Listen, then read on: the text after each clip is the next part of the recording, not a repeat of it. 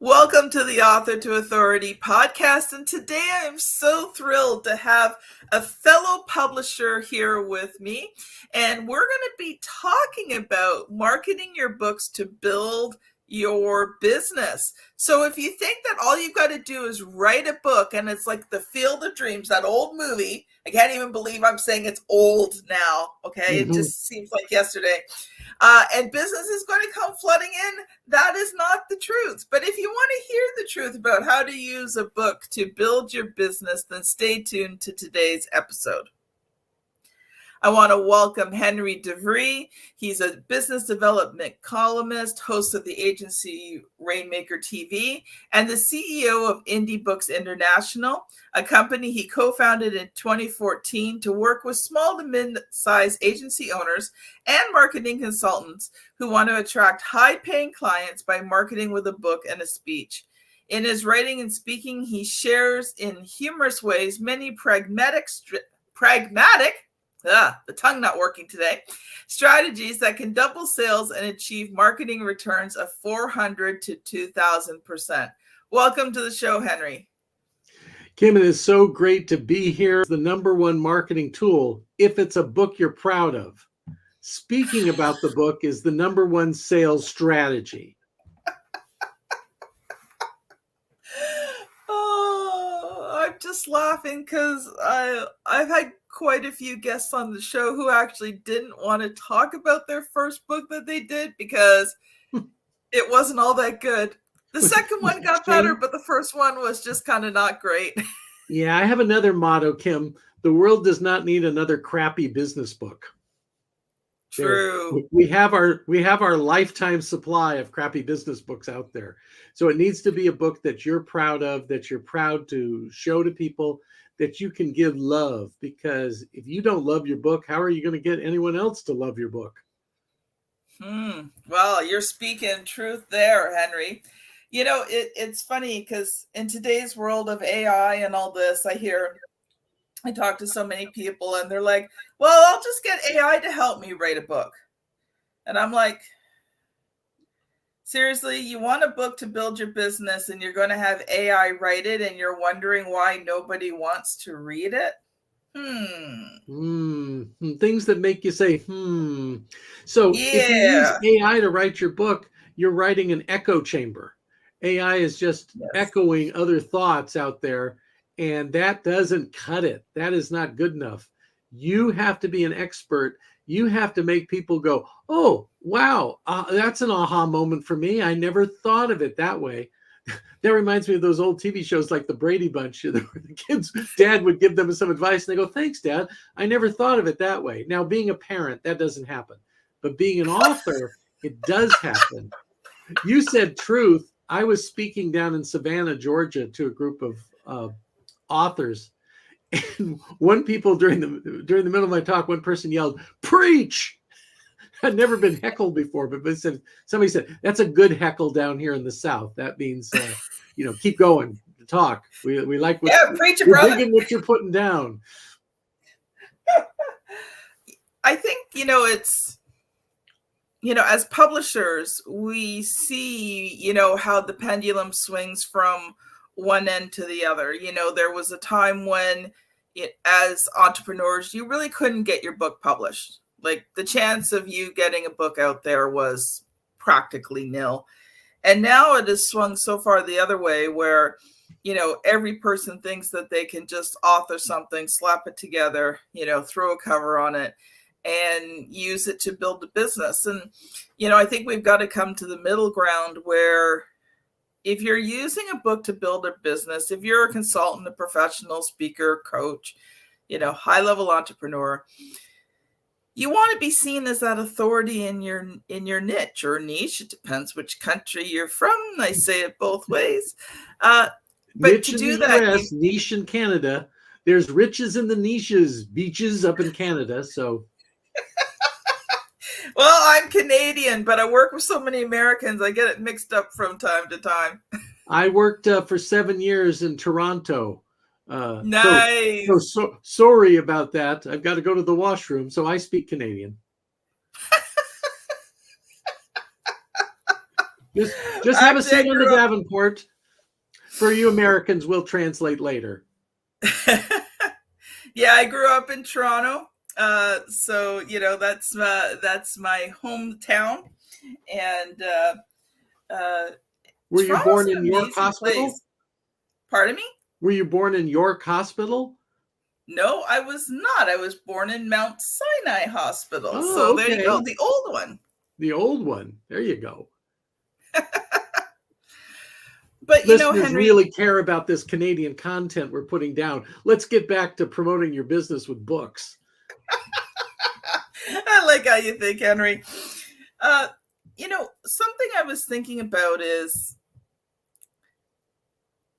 people don't understand that it's not the book that brings in the business. It's how you market the book that brings in the business. So I'd love for you to share for a few minutes, just, you know, your thoughts on, you know, how do you market this book? Because it's taken everything out of you most times just to get this book written and published. And then you think, okay, everything's good. And it's not. It's only just the beginning. It's like giving birth. You know, you think the hard part's done. Yeah, then you deal with the newborn. Yes. And wait till it becomes a teenager. So the dirty little secret is books don't promote authors. Authors promote books. And in the promotion of the book, it's the reflection that comes back on your work. And that's how we talk about people get ROI of 4 to 20x, 400 to 2000% as a result of getting people to love their book. And you get people to love your book by talking about your book. So we say publishing the book is the starting line, not the finish line. And it's a starting line for a marathon. And it's like the Aesop fable of the tortoise and the hare. It's the tortoise, the turtle, slow and steady wins the race. So every month I want people to be doing 2 what I call showcases. So this podcast, thank you very much, is a showcase. I sponsor my own. My TV show is a showcase. So every month you should be doing a minimum of 2. You also should be sending a minimum of 20 books out a month. And I have a story about an author. She goes, well, who am I going to send them to? I said, well, your business is about growing dental businesses. She goes, yeah. I said, so send them to people who book speakers to talk to dentists, or dentists who might like to hire a marketing consultant. I'll run out of people to send the book to in a week. I said, no, you won't. There's a million of them, and they're multiplying like rabbits. Just, 20 a month, 1 a business day, 1 a day, like a vitamin. Send that book out there. And like you said, we're not going to be discovered. We're not some Hollywood starlet who gets off the bus from Nowheresville, walks into a drugstore in Hollywood, and a producer goes, oh my gosh, that's the face we've been looking for. Let's get you down to MGM and sign a contract. Doesn't work that way. Just because we have a website, just because we have a book, doesn't mean the world will beat the path to the door. We have to be hustlers. We have to be promoters of our work. And so that's why I say the minimum requirement, 2 showcases and 20 books a month. There's a story that I share, and I talk about momentum a lot. How do you get momentum with your book? And, you got to think of momentum like a person. It's like that CEO. Well, consistency is the gatekeeper.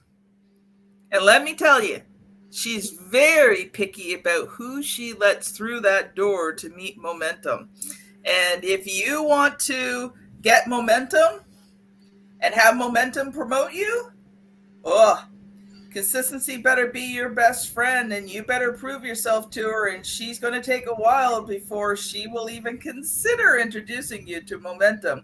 So that's how I equate it. You've got to have that consistency, and it's that day in, day out, doing that same boring thing. I mean, because let me tell you, there's nothing that is more boring to me than having to ship things. I really hate having to ship things out. Now, that being said, I do it. I don't enjoy it, but I do it. Why? Because of the results that it produces. And I think it's the same thing. You talked about, being on 2 showcases each week. And, podcasting, especially as an author, is a very easy way to be able to get yourself out there and get your book out there, because there's always want to interview you when you're an author. Now, there's no guarantee, but it's that extra little checkbox that kind of puts you above other people that they may consider interviewing. And by the way, audience, if you are looking to guest on podcasts, one of the great places that you can find hosts that will interview you is on Podmatch. And I will make sure that I will put a link to Podmatch in the show notes. That's actually where Henry and I met through his assistant. And it is a wonderful place where you can go. There's lots of hosts on there that you can approach. Do up a good profile. Don't just slap something together. Think it through. Have samples. Carefully put your profile together. But you will end up on podcasts.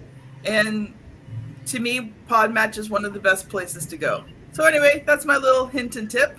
Henry, I like your tip. Got things to say. I like your tip a lot. A lot of my relatives would say that Podmatch is a yenta.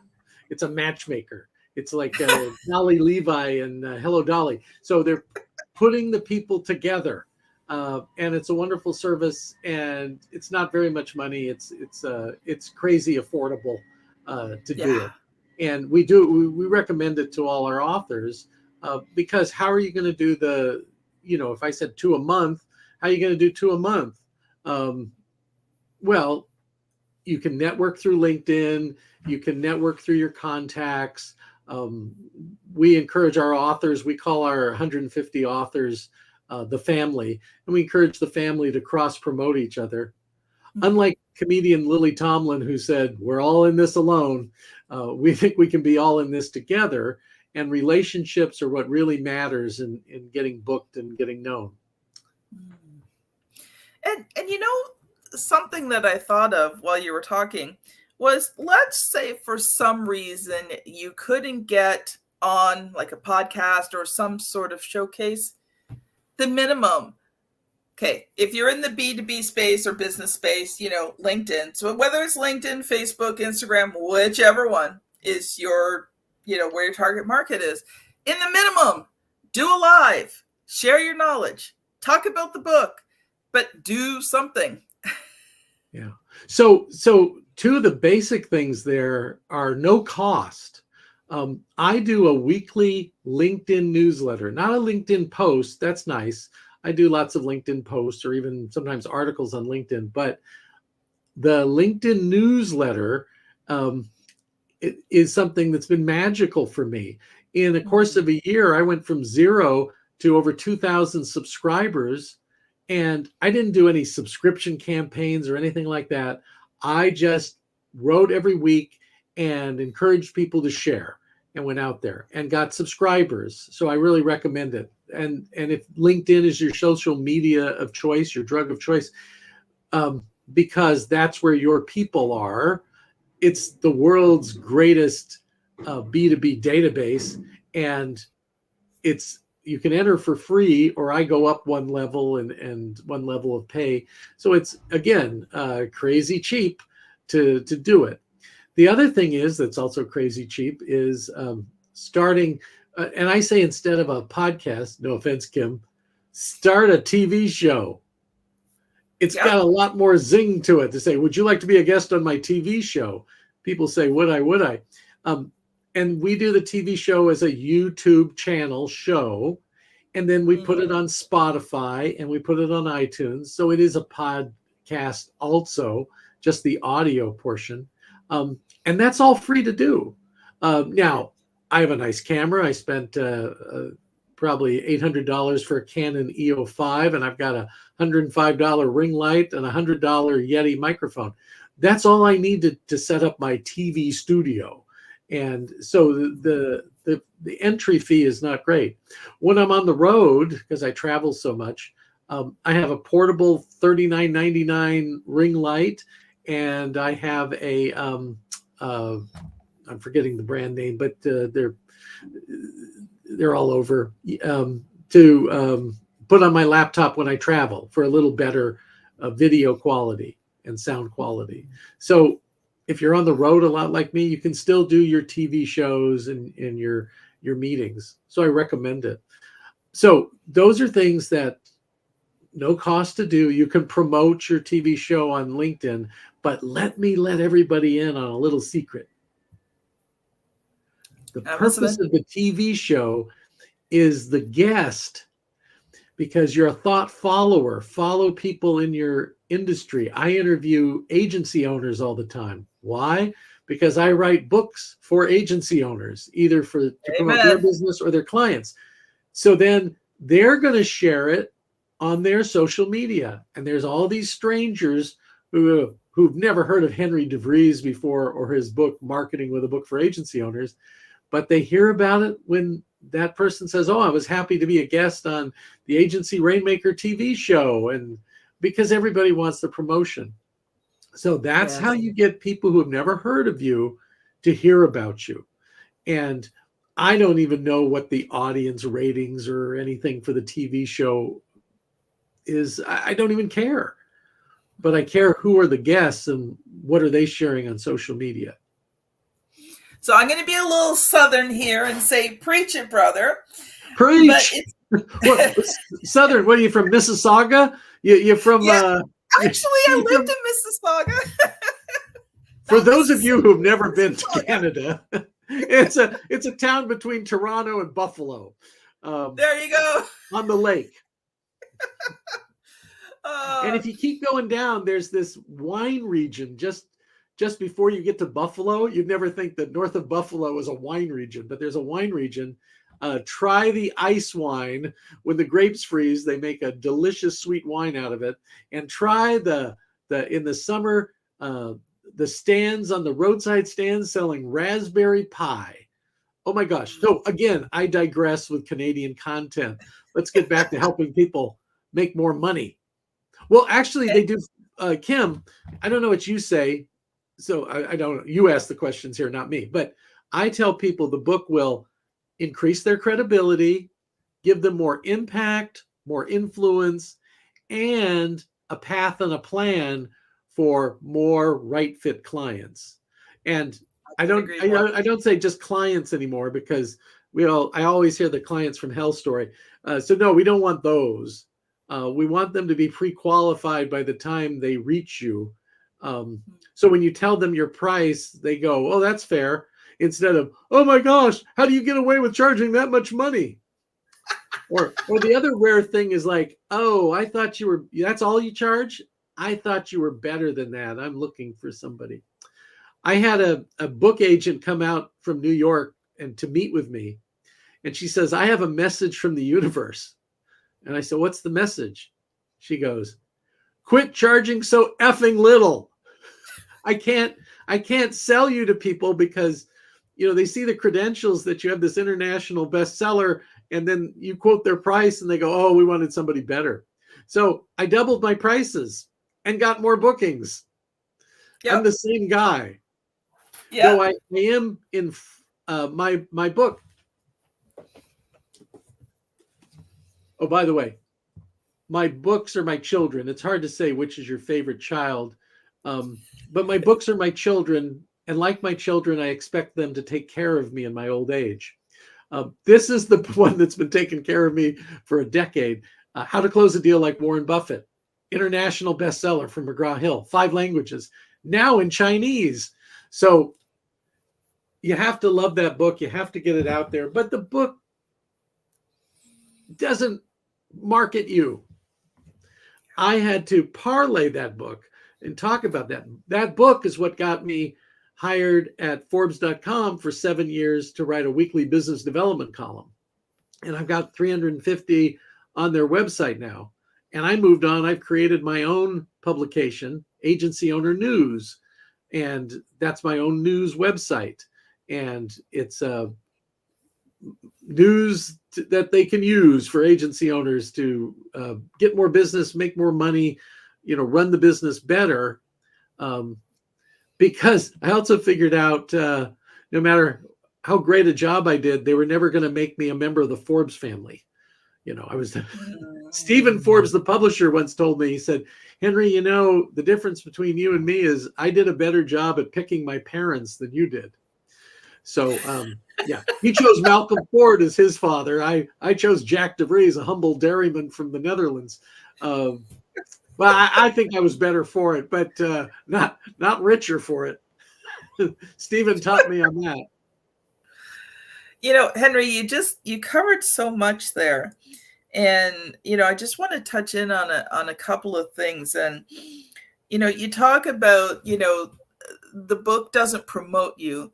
No, the book doesn't promote you, but the book can prove your expertise. So when, you talked about getting it into the right person's hands, and, I call that your audience of one. When you're writing the book, and I do a lot of teaching and training on the CREATE method, which is basically, how do you write this book the right way so that it reaches the right person and would convert them from a reader into a client? So you have to have that audience of one. You have to be thinking about that one person when you write the book. But the other thing I was thinking about, okay, this is completely back to the Mississauga thing. US, I don't think you realize how much difference there is in the exchange. So, like when you cross the border, you get a whole lot more bang for your buck. I just wanted to put that in. Come spend your money in Canada. We'll gladly take it. Buy that ice wine and that raspberry pie up there. Go to Second City in Toronto. It's a lot cheaper with the exchange rate. The loonie to the dollar. A loonie is the dollar coin with a loon on it. And then if it's a $2 coin in Canada, you call it a doubloony. So anyway, good night, everybody. I'll be here all week. Be sure to tip your waitress. Okay, Henry. You know the difference between a Canadian and a canoe? A canoe will tip. Da-dum-bum. That's a joke because there are so many people from Scotland in Toronto, so they make cheap jokes up in Canada. Well, we've got a few minutes left, Henry, and so I want to shift gears just a little bit. And I want to talk about when you did your first book. So first of all, talk whatever your current book is, the book that you want to talk about. But then I'm going to ask you the question that I ask every single author that comes on the show. Okay. Oh, I'm promoting this book, Marketing with a Book for Agency Owners. And I've written 20 books, and you can check me out on Amazon.com. But the first book was Self-Marketing Secrets. And back then, that was 1990. The year was 1990. The place, San Diego, California. And you didn't have print-on-demand publishing. You didn't have Author House and KDP and all these things that you have now. So you had to find a publisher. So I went through 2 agents. My first agent, I had a co-author, and she goes, he wants to meet us in Hollywood at a deli. And I said, does this guy wear his shirt open, have a lot of a hairy chest and gold chains? She goes, well, how'd you know? I said, it was just a guess, but he sounds right. So he was a book producer and wanted 25% of the deal, couldn't deliver. So then went to another agent in San Diego, and he probably got 25 no's before he got a yes. So our book, Self-Marketing Secrets, went to 2 printings. No, the first one wasn't blurred. And they sold the publishing house to another publisher.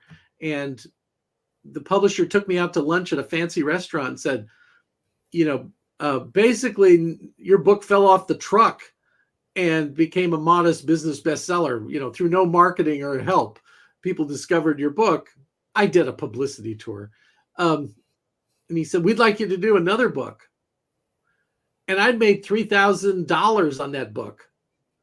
And I said, thanks, but no, thanks for the nice lunch. Because like, why am I working that hard? I didn't know until I went to a program called Bestseller Publishing. And it was put on by the marketing person from Mark Victor Hansen of Chicken Soup for the Soul. And it was like a 12-step program in Las Vegas. We all just stand up, say our name, say how many copies the book sold, and say how much money we made. And then the question was, would you like to make money? And that's where I learned about quit doing these cheap $99 seminars I was doing and do weekend boot camps. And I was getting 50 people to pay me $99. And the first $2,000 weekend I did, only 3 clients signed up. And they said, and you made more money, right? I went, yeah, as a matter of fact, I made more money with 3 people than I did with 50. They go, yeah. So a lot less work. So there's all these things I learned about, and I'll go through real quick if I'm not talking too much. What I learned was put on small scale events to promote the book. Now we do them on Zoom and virtually, but I've done 100 across the country. Get on people's stages, leverage the book, and get better as a speaker. I'm now paid $5,000 to $10,000 to speak. Nice. I worked my way up to that. But I rather be in a room where 10 people chose to be there because they wanted to hear about books than to speak to a big group of people where I'm entertaining them for an hour. I can bring the funny. I can make people cry. I can make people feel noble. I've got those mad speaking skills. But I rather talk to people who really want to know about books and how to leverage books. Number 3 thing is get published. I talked about the LinkedIn newsletter, but I had a Forbes.com column. I've written for Inc.com. Get published. That helps bring people in. And then the rest is the usual things about networking, going to events where your target rich audience is going to be at, and get videos on YouTube, because that's how people find people these days. As many people search for a topic on YouTube as they do on Google. So you want to be there. So there's it in a nutshell. So I'm going to ask you the question I ask every author, and maybe not your first book, but maybe, once you were kind of doing the more, well, obviously you're a publisher, but more into the self-publishing space.